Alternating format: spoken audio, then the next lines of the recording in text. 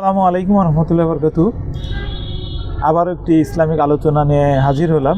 আজকের টপিকটা হলো রাহে আমল দ্বিতীয় খণ্ড 244 নম্বর হাদিস। আলী রাদিয়াল্লাহু তাআলা আনহু থেকে বর্ণিত, রাসূল সাল্লাল্লাহু আলাইহি সাল্লাম বলেছেন, মজলুমের ফরিয়াদ হতে বেঁচে থাকো, মজলুমের ফরিয়াদ হতে বেঁচে থাকো, কেননা মজলুম আল্লাহর নিকট তার অধিকার কামনা করে, আর আল্লাহ কোনো হকদারের তার হক হতে বঞ্চিত করেন না। আল্লাহ এমন একজন সত্তা, গফুরুর রহিম, গফফার, সত্তার, জব্বার, যিনি কারোর সাথে কখনো জুলুম করেন না। তিনি ন্যায় বিচারক, তিনি সঠিক বিচারদাতা। এই পৃথিবীতে যারা জুলুমের শিকার হন, যারা ইনসাফ পান না, তারা আল্লাহর দরবারে কান্নাকাটি করেন। সে যে ধর্মেরই হোক না কেন, আল্লাহর একটা সুন্নাত বা নিয়ম আছে বা আইন আছে, যা প্রাকৃতিক নিয়ম বলেন, যেটাই বলেন, সেটা হলো যে মুসলিম ব্যক্তি যেই হোক, সে যে ধর্মেরই হোক না কেন, আল্লাহ তাকে ইনসাফ দেন। কিভাবে ইনসাফ দেন?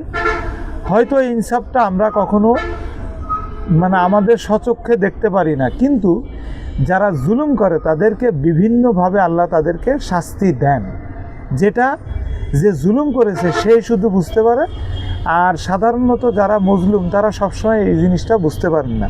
এই হাদিসের ব্যাখ্যায় যেটা বলা হয়েছে এখানে, এই হাদিসে মজলুমদের আত্মনাদ হতে বেঁচে থাকার কথা বলা হয়েছে। মানে আল্লাহ রাসূল সাল্লাল্লাহু আলাইহি সাল্লাম আমাদের উদ্দেশ্যে বলতেছেন যে তোমরা মজলুমের আত্মনাদ থেকে বেঁচে থাকো।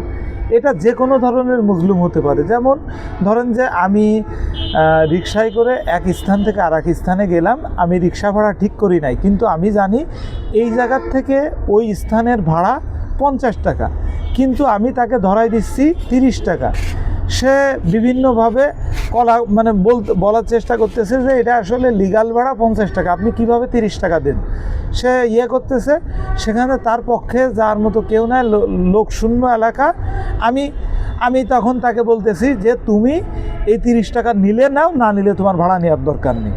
তখন সে বাধ্য হয়ে ওই 30 টাকা নিচ্ছে, বাট সে 20 টাকার জন্য সে মজলুম হয়ে গেল, আর আমি হলো জালিম হয়ে গেলাম। তখন সে মনে মনে কী করবে, সে আর কিছু করার নেই। তখন সে এখান থেকে চলে আসে, মনে মনে আক্ষেপ করে যে সে যে ধর্মেরই হোক, সে উপরওয়ালার কাছে, সে যদি মুসলমান হয়, আল্লাহর কাছে ফরিয়াদ করে যে আল্লাহ, যে আমার প্রতি জুলুম করেছে তার তুমি উত্তম বিচার করো। বিচার তো দুই ধরনের, একটা বিচার হলো দুনিয়াতে, একটা হলো আখেরাতে। আল্লাহ সুবহানাহু ওয়া তাআলা মানুষকে দুইভাবে শাস্তি দেন।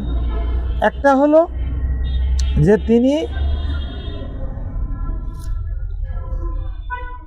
যে তিনি দুনিয়াতে শাস্তি দেন, আর একটা হলো আখেরাতে। কিছু শাস্তি আছে দুনিয়াতেই হয়ে যায়, কিছু শাস্তি আছে আখেরাতে হয়। তবে একটা জিনিস হলো কি, আমাদের সমাজে একটা কথা প্রচলিত আছে যে পাপে বাপেরে ছাড়ে না, যার প্রমাণ আপনারা অনেকভাবেই পেয়েছেন বা পাবেন বাস্তব জীবনে।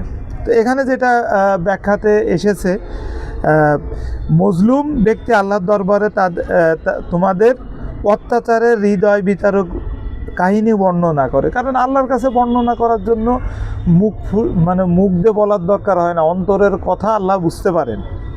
আর আল্লাহ হলেন ন্যায়পরায়ণ, সুবিচারক, আল্লাহ সুবিচারক। সূরা জিলজালে একটা আয়াতে বলা হয়েছে, তোমরা যে অনুপরিমাণ যদি ভালো কাজ করো তার প্রতিদান তোমরা পাবা, তোমরা যদি খারাপ অনুপরিমাণ যদি ভালো কাজ করো এর প্রতিদান তোমরা পাবা।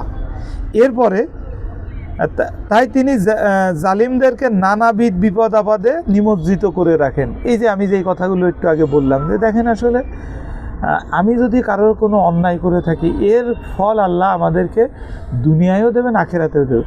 তো এই হাদিসের আলোকে আমরা যেন জীবনযাপন করতে পারি, আমরা যেন কারোর প্রতি জুলুম না করি।